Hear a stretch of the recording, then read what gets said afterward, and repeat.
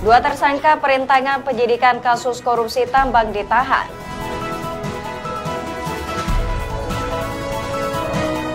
Puluhan siswa SMA negeri dikeluarkan dari sekolah tidak terdaftar pada sistem Dapodik jadi penyebabnya.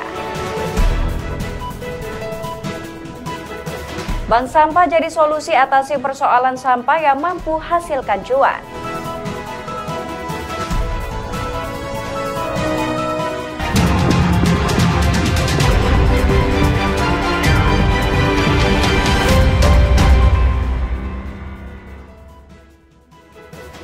Selamat pagi saudara, senang sekali kami kembali hadir mengisi ruang informasi Anda.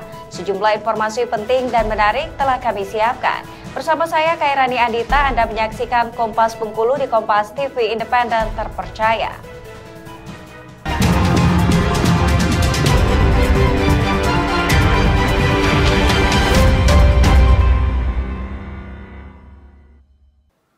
Informasi pertama di Kompas Bengkulu saudara. Penyidik Kejaksaan Tinggi Bengkulu menetapkan 2 orang sebagai tersangka perintangan penyidikan dalam kasus korupsi tambang mencapai 500 miliar rupiah.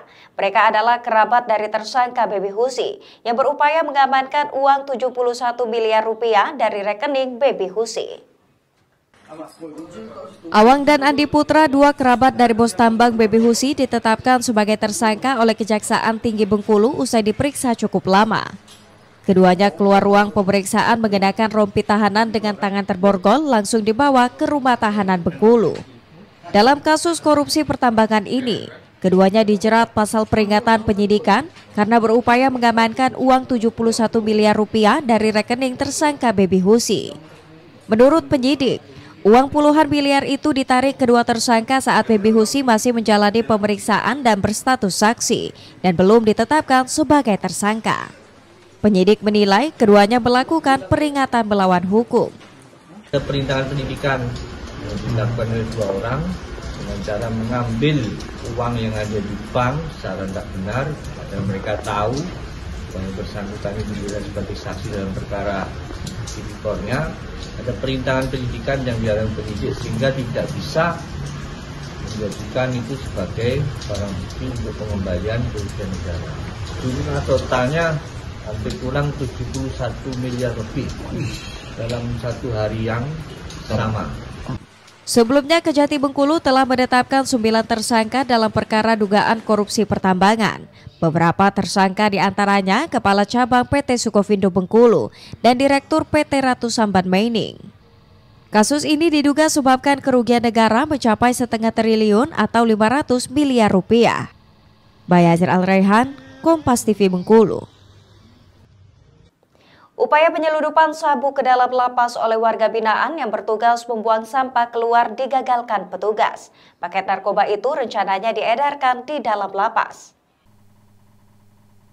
Aksi penyeludupan sabu di lapas kelas 2A Bengkulu diketahui petugas yang curiga dengan aktivitas kendaraan di depan lapas pada dini hari. Setelah diselidiki, petugas menemukan paket sabu terbungkus kain hitam tak jauh dari kontainer sampah di halaman depan lapas.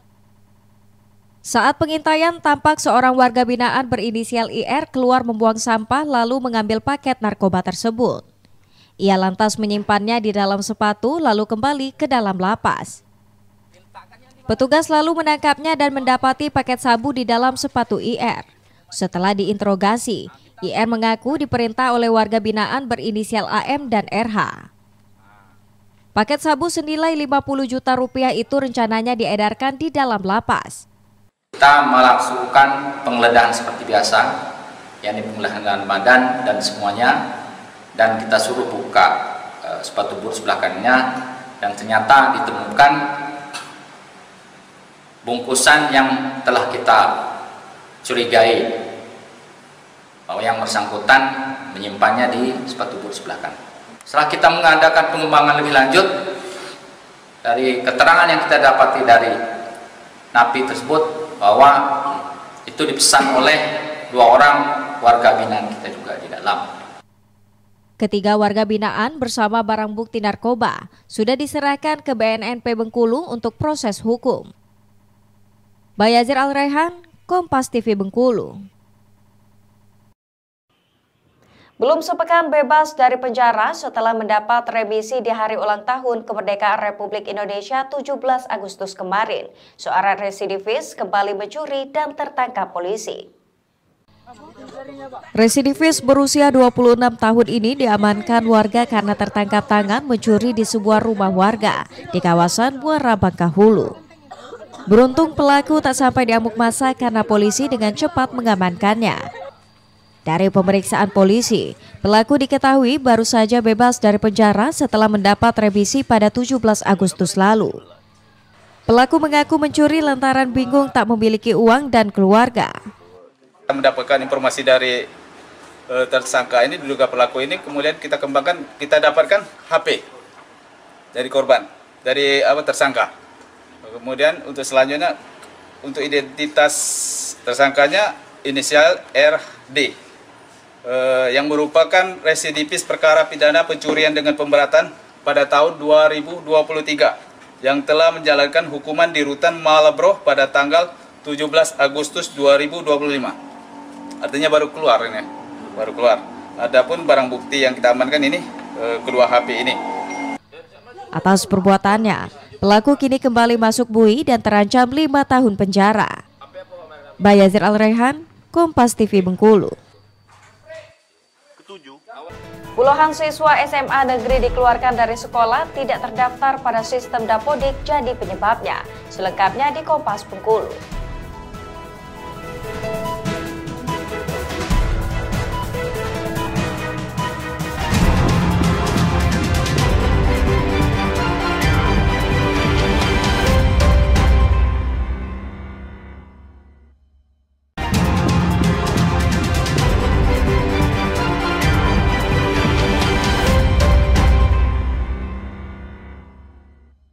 Terima kasih Anda masih bersama kami.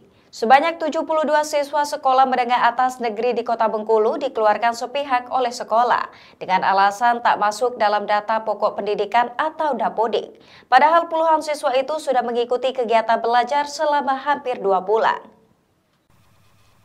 Puluhan wali murid SMA negeri di Kota Bengkulu mendatangi DPRD Provinsi Bengkulu. Mereka mengadukan nasib yang dialami anaknya karena dikeluarkan oleh sekolah, meski sudah mengikuti kegiatan belajar selama hampir 2 bulan. Anak-anak mereka sebelumnya juga sudah dinyatakan lolos dalam seleksi hingga melunaskan seluruh administrasi. Menurut wali murid, alasan dikeluarkannya anak mereka dari sekolah karena dinyatakan tidak masuk dalam daftar pokok pendidikan atau Dapodik di SMA tersebut. Menanggapi hal itu, anggota DPRD meminta pemerintah agar menjamin siswa untuk tetap bersekolah. DPRD juga akan membentuk tim khusus untuk menyelidiki permasalahan yang dialami puluhan murid itu. Utamanya adalah ada di siswa yang tidak bisa sekolah di SMA 5 lagi. Nah, ini terkait dengan kapasitas Dapodik SMA 5 yang sudah overload dan saya kira solusinya adalah mereka harus diberikan kesempatan untuk sekolah di tempat yang lain. Dinas Pendidikan dan Kebudayaan Provinsi Bengkulu menjamin anak-anak yang dikeluarkan tetap mendapat sekolah meski tidak di SMA sebelumnya. Nanti anak-anak yang tidak dapat sekolah di SMA 5 itu akan kita distribusikan ke sekolah yang lain. Ya, sekolah yang lain itu ada apa dulu? Kebetulan SMA yang belum memenuhi kota. Seperti ya mungkin di SMA 9, SMA 12 gitu. Kalau wali murid ini menolak, Bu? Kalau wali murid ini ngotot seperti apa, Bu? Ya, karena kita ada aturan. Kita berdasarkan aturan yang ada. Ya. Jadi kalau ngotot sudah 36 siswa yang ada jumlah satu kelas di SMA 5 itu nggak bisa kita paksakan. Dinas Pendidikan menjamin peristiwa ini akan jadi perhatian khusus dan segera diselesaikan agar hak siswa mendapat pendidikan tetap berjalan. Bayazir Al-Rehan, Kompas TV Bengkulu. Informasi lain, Saudara, penyaluran bantuan subsidi upah atau BSU yang menyasar pekerja dengan upah di bawah 3,5 juta rupiah resmi ditutup per 12 Agustus lalu. Dari proyeksi jumlah penerima sebanyak 27.000 pekerja di Bengkulu, 2.000 diantaranya tidak tersalurkan dengan berbagai alasan. Dari total 27.221 daftar pekerja yang diproyeksikan mendapat bantuan subsidi upah sebesar Rp600.000 melalui kantor pos, terdapat 2.496 pekerja yang akhirnya tidak menerima bantuan tersebut. Hal itu disebabkan oleh beberapa faktor, di antaranya penerima sudah tidak bekerja, serta nomor ponsel yang didaftarkan tak lagi aktif. Kondisi tersebut membuat Satgas Bantuan Subsidi Upah di Bengkulu kesulitan menyalurkan bantuan hingga batas akhir penyaluran bantuan.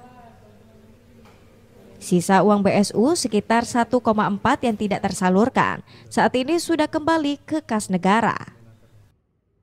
Dari hasil investigasi ke lapangan, ini paling banyak ditemukan adalah penerima sudah resign dari kantor lamanya, dari perusahaan lamanya, kemudian nomor handphone yang terdaftar juga sudah tidak aktif, ada juga yang menolak, ada yang sedang bekerja di luar negeri dan lain-lain.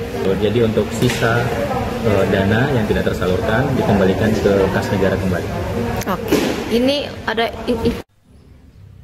total yang mendapat BSU di Bengkulu berjumlah 75.276 pekerja. Bayazir Al-Rehan, Kompas TV Bengkulu. Dari penertiban aset kendaraan dinas di lingkup pemerintah Provinsi Bengkulu, didapati ratusan kendaraan milik pemerintah menunggak pajak. Tunggakan itu diketahui sudah berlangsung bertahun-tahun.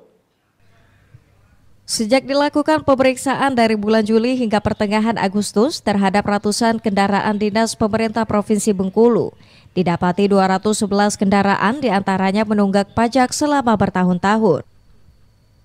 Kendaraan roda 2 menjadi paling banyak tidak membayar pajak kendaraan bermotor dengan rincian 172 kendaraan. Selama pemeriksaan berlangsung, alasan dari banyaknya kendaraan dinas yang menunggak pajak tersebut dikarenakan pengguna kendaraan lupa membayar pajak, serta belum tersedianya anggaran dari dinas terkait. Penertiban aset pemerintah provinsi, mulai dari OPD, kemarin sudah kita tertibkan, dan terakhir 8 hari. Yang kita tertibkan itu yang mungkin yang tidak sesuai dengan peruntukan, yang mati pajak pun itu ditertibkan. Yang memang rusak berat, rusak ringan itu mungkin nanti ke depannya kita laporkan ke aset. Temuan banyaknya kendaraan dinas yang menunggak pajak ini jadi perhatian serius pemerintah daerah di tengah upaya meningkatkan pendapatan asli daerah dari sektor pajak kendaraan bermotor. Bayazir Al-Rehan, Kompas TV Bengkulu. Yang juga jadi sorotan Saudara, program makan bergizi gratis di Bengkulu kini mulai menyasar ribuan kelompok rentan di Bengkulu yang terdiri dari ibu hamil, ibu menyusui, dan balita. Total ada sebanyak 1.776 warga yang masuk dalam kategori kelompok tersebut. 1.776 warga yang merupakan kelompok rentan dengan rincian 221 ibu hamil, 336 ibu menyusui, dan 1.664 balita menjadi sasaran program makan bergizi gratis atau MBG oleh BKKBN Bengkulu.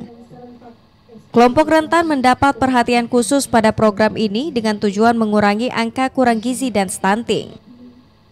Pemberian makanan bergizi ini akan rutin dilakukan dengan diantar langsung oleh kader BKKBN di daerah ke rumah penerima. Kita ini dikasih satu porsi dengan kriteria 3. Pertama, ibu hamil, ibu menyusui, bayi di bawah non PAUD, diperintahkan kepada kita untuk untuk menyalurkan, mendeliverikan kepada masing-masing rumah. Beda dengan di sekolah, kalau di sekolah kan terpusat, karena ibu hamil kan tidak terpusat. Sehingga tugas kita, petugas kader kita itu mengantar makanannya dari SPPG ke rumah-rumah. Sejauh ini baru 5 wilayah di Bengkulu yang sudah terdata dan masuk dalam penerima MBG kelompok rentan, yakni Kota Bengkulu, Kabupaten Seluma, Kaur, Muko-Muko, dan Rejang Lebong. Wilayah lainnya ditargetkan bertahap. Bayazir Al-Raihan, Kompas TV Bengkulu. Bank sampah jadi solusi atasi persoalan sampah yang mampu hasilkan cuan. Informasinya hadir usai jeda, tetaplah bersama kami.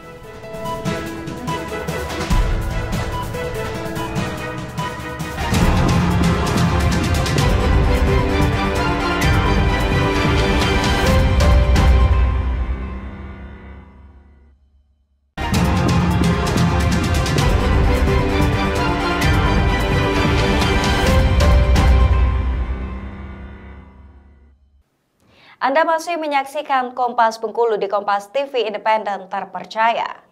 Warga di Kelurahan Lempuing, Kota Bengkulu kini tidak pusing lagi dalam mengelola sampah rumah tangga mereka. Melalui bank sampah dan inisiasi pemerintahan setempat, sampah-sampah yang dulunya jadi persoalan serius, kini mampu jadi solusi atasi persoalan lingkungan hingga hasilkan pendapatan tambahan. Beginilah aktivitas warga di Kelurahan Lempuing. Setiap pagi, warga mendatangi lokasi bank sampah yang berada tepat di sebelah kantor kelurahan, membawa sejumlah karung berisikan sampah. Bukan untuk dibuang, warga membawa sampah untuk ditabung di bank sampah dan ditukarkan dengan sejumlah uang.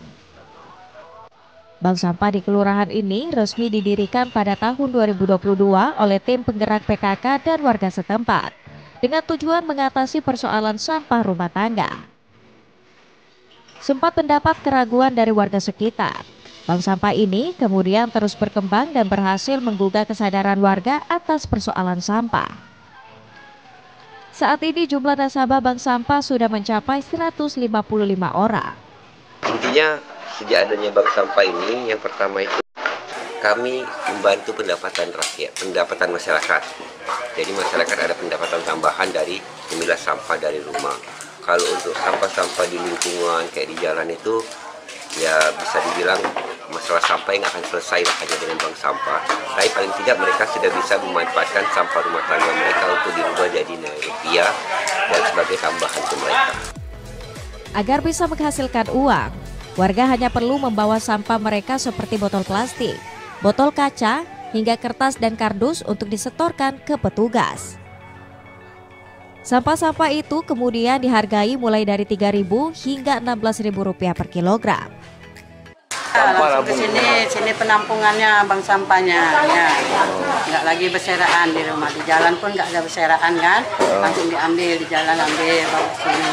Ya, artinya cukup membantu, Bu, ya? Alhamdulillah, saya ngambil kemarin sudah ngambil 3 kali perkalian. Sekali ngambil 1 juta, 2 kali ngambil 2 juta, 3 kali ngambil 2 juta setengah. Sudah 2 tahun lah ya. 2 tahun.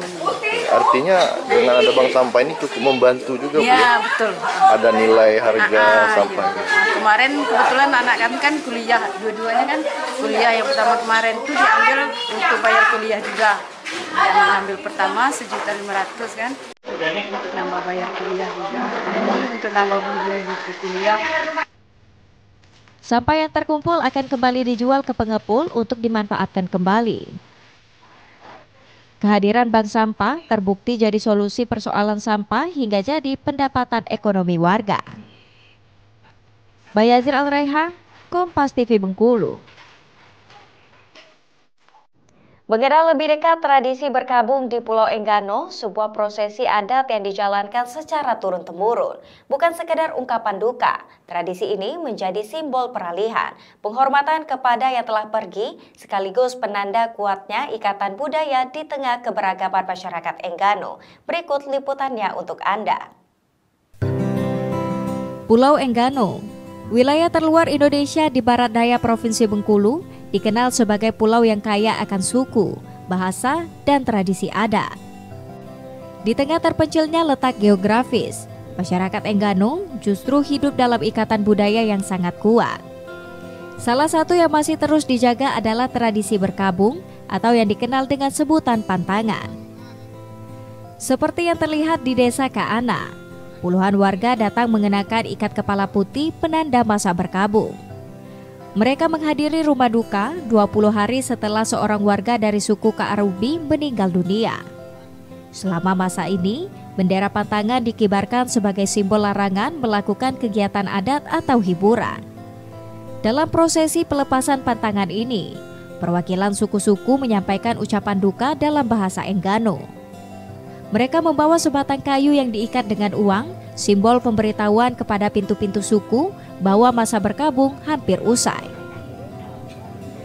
Tradisi kemudian dilanjutkan dengan pemukulan meja oleh para warga. Suara dentuman menjadi pertanda perubahan status rumah.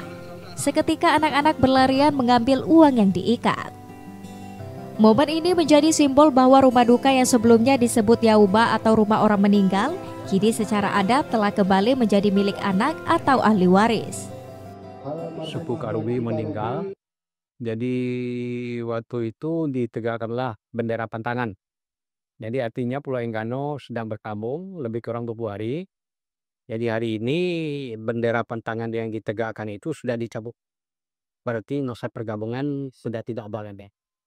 Pesannya semacam pemberitahuan bahwa masa perkabungan itu sudah selesai. Itu pemberitahuan dengan pintu-pintu suku. Selama pantangan berlangsung, masyarakat dilarang menggelar acara pernikahan, pesta hingga pertunjukan musik. Bagi warga Enggano, tradisi ini bukan sekedar ritual, tapi bentuk penghormatan kepada arwah yang telah pergi dan menjadi pengikat kuat antara sesama suku dan generasi penerus. Sebuah kearifan lokal yang hidup dalam kesederhanaan namun syarat makna. Gilang Triwibisono, Kompas TV Bengkulu. Informasi tadi menjadi akhir Kompas Bengkulu Saudara. Saya Kairani Andita, pamit undur diri. Terima kasih, sampai jumpa. Kompas TV Independen Terpercaya.